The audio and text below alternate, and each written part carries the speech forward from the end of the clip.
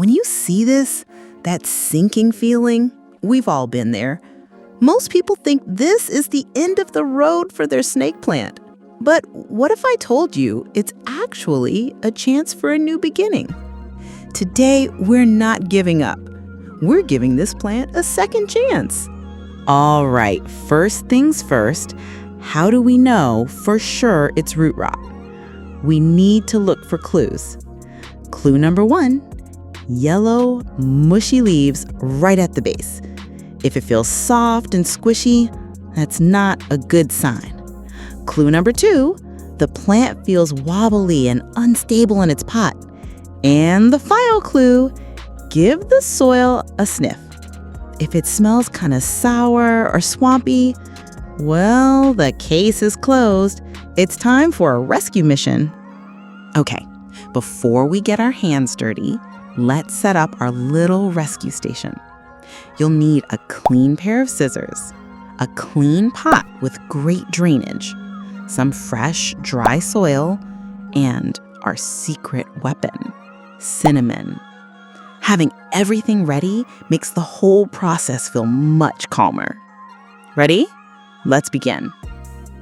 Okay, time to get our hands dirty. Let's gently slide this guy out of the pot. Don't be shy. We need to wash away all of this old, sad soil to see what we're really dealing with. All right, now you can really see the difference. See these? Healthy roots are firm, they feel strong, and they're usually white or light yellow. But these guys, they're dark brown, slimy, and this is the gross part. If you gently pull on them, yep, they literally fall apart in your hands, just complete mush. This is our enemy. So grab your clean scissors and we're going to carefully snip away every last bit of that dark, mushy stuff. Be thorough here. We're giving our plant a totally clean slate to start over. Okay, the hard part's over.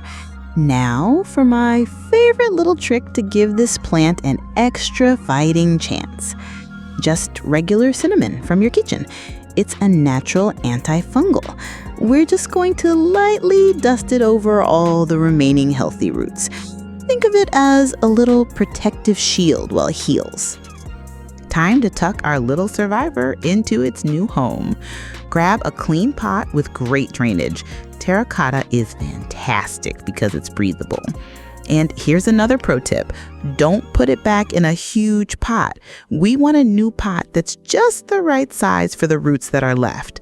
A smaller, snug pot means less extra soil that can hold on to moisture, which gives our recovering plant the best chance to thrive without risking another rot situation.